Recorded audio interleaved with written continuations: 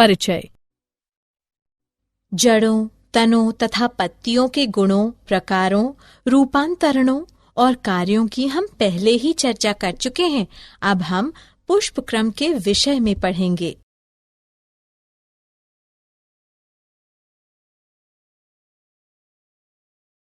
उद्देश्य। इस पाठ के अंत में आप निम्न करने में सक्षम हो जाएंगे: पुष्प क्रम को परिभाषित करना, पुष्प क्रम के प्रकारों का पता लगाना, असीमाक्षी पुष्प क्रम का अध्ययन करना, ससीमाक्षी पुष्प क्रम का अध्ययन करना, ससीमाक्षी पुष्प क्रम के प्रकारों को समझना, एकाकी ससीमाक्ष का अध्ययन करना, एकल शाखित ससीमाक्ष को समझना,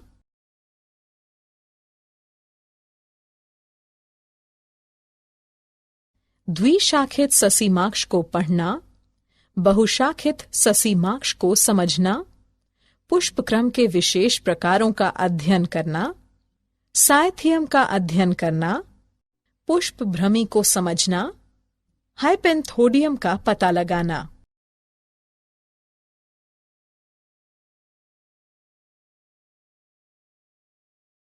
पुष्प क्रम। पौधे के शिखर पर विशेषीकृत शाखा पर पुष्पों का क्रम व्यवस्था जो कि पुष्पों को धारण करता है, पुष्प क्रम कहलाता है। पुष्प क्रम के अक्ष को पुष्पवृंत यानी डंठल कहते हैं। कभी कभी पुष्प अकेले बनते पैदा होते हैं। पुष्पों का ऐसा क्रम एकाकी कहलाता है। जब पुष्प शाखा के सिरे या मुख्य तने पर बनते हैं यानी पैदा होते हैं, तो उन्हें एकाकी अंतस्थ कहते हैं। उदाहरण गूलर यानी पॉपी। जब पुष्प पर्णपत्ती के कक्ष पर बनते या पैदा होते हैं, तो उन्हें एकाकी कक्षीय कहते हैं। उदाहरण पिटूनिया, हिबिस्कस रोजा, सिनेंसिस।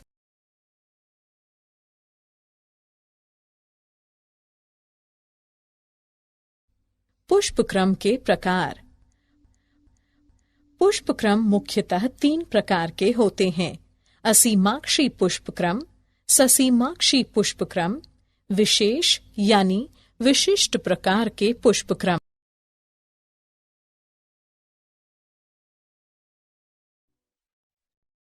असीमाक्षी पुष्प क्रम। असीमाक्षी पुष्पक्रम के मुख्य अक्ष में लगातार वृद्धि की क्षमता होती है तथा यह पुष्प में जाकर समाप्त नहीं होता है। मुख्य अक्ष पर पुष्प अग्राभिसारी अनुक्रम को दर्शाते हैं। पुराने पुष्प आधार की ओर और नए पुष्प शीर्ष की ओर लगे रहते हैं। कभी कभी मुख्य अक्ष छोटा रह जाता है तथा पुष्प गुच्छे समूह बनाते हैं। इस प्रकार की स्थितियों में पुष्प केंद्राभिसारी यानी अभिकेंद्र अनुक्रम को दर्शाते हैं। यहाँ पुराने पुष्प पार्श्व की ओर तथा नए पुष्प केंद्र की ओर लगे रहते हैं।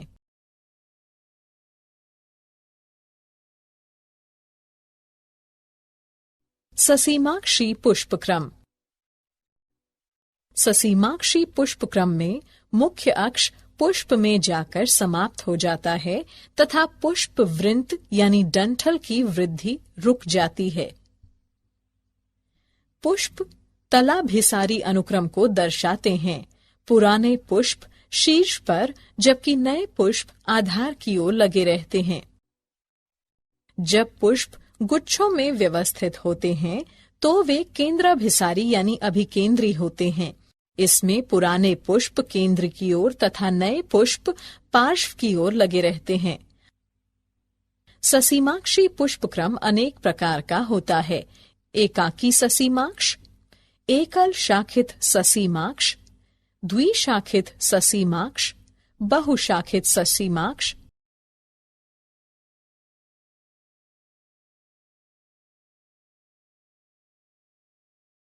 एकाकी ससीमाक्ष।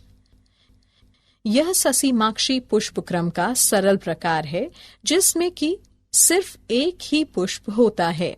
पुष्प छोटे पुष्पवृंत यानी डंठल पर अंतस्थ या कक्षीय अवस्था या स्थिति में हो सकता है।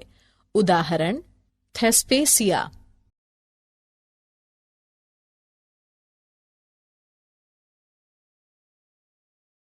एकल शाखित ससीमाक्ष। इस प्रकार के पुष्पक्रम में पुष्पवृंत पुष्प में जाकर समाप्त हो जाता है। समान रूप से पुष्पवृंत यानी डंठल की एक शाखा निम्न स्तर पर विकसित होती है तथा पुष्प में जाकर समाप्त हो जाती है। यदि शाखाएं एक तरफ ही उत्पन्न होती हैं, तो इस तरह के पुष्पक्रम को एकल शाखित घुमावदार ससीमाक्ष कहते हैं। उदाहरण हेमेलिया ड्रोसेरा।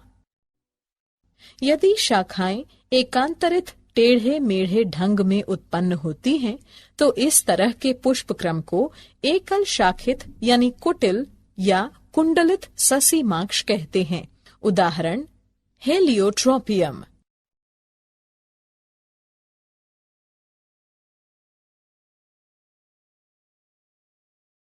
द्विशाखित ससीमाक्ष।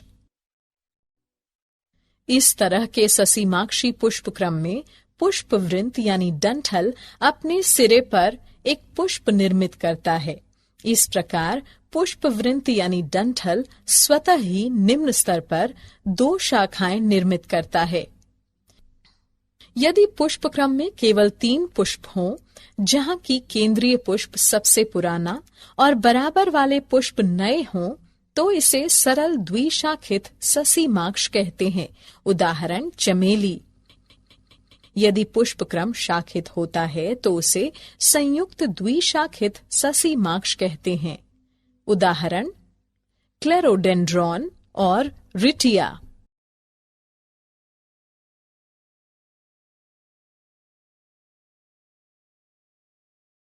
बहुशाखित ससीमाक्ष। इस तरह के ससीमाक्षी पुष्पक्रम में मुख्य अक्ष पुष्प में जाकर समाप्त हो जाता है। समान रूप से पुष्पवृंत डंठल कई शाखाएं उत्पन्न करता है और प्रत्येक शाखा पुष्प में जाकर समाप्त हो जाती है। पुष्प अपकेंद्री यानी मध्यपग क्रम को दर्शाते हैं। उदाहरण हिमेलिया।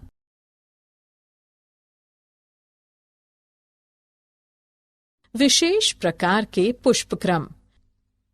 कुछ पौधे विशेष प्रकार के पुष्पक्रम को दर्शाते हैं। ये निम्न प्रकार के हैं: साइथियम, पुष्पभ्रमी, हाइपेंथोडियम।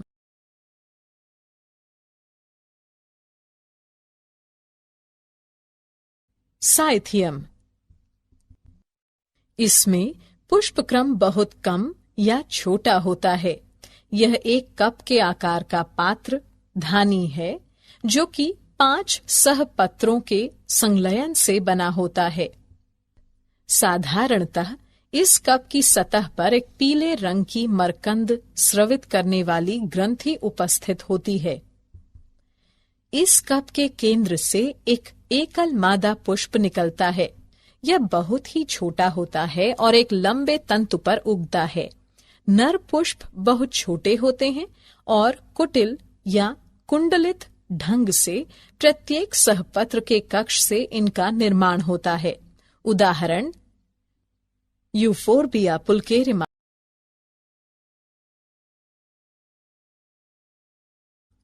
पुष्पभ्रमी। पुष्पभ्रमी एक विशेष प्रकार का पुष्पक्रम है जो कि ल्यूकस में दिखाई देता है। इसमें तने की प्रत्येक गांठ पर किसी भी एक तरफ 2 कक्षीय विपरीत ससीमाक्षी पुष्पक्रम विकसित होते हैं।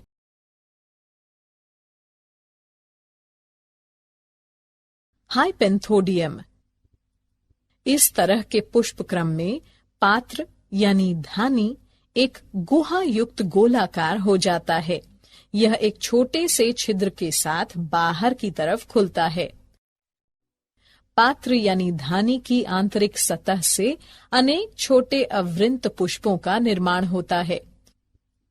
ये पुष्प 3 प्रकार के होते हैं: नर पुष्प, मादा पुष्प और अनुपजाऊ यानी बांझ मादा पुष्प चंद्रकांति। उदाहरण गूलर यानी फाइकस।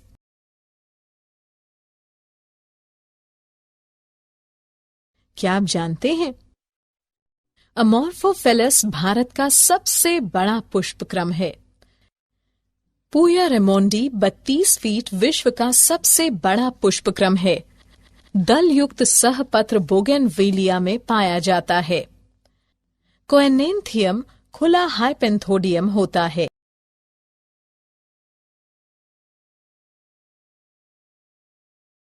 सारांश। आइए हमने जो कुछ सीखा है उसे संक्षेप में दोहराएं। पुष्प विभिन्न प्रकार के पुष्पक्रमों में व्यवस्थित होते हैं।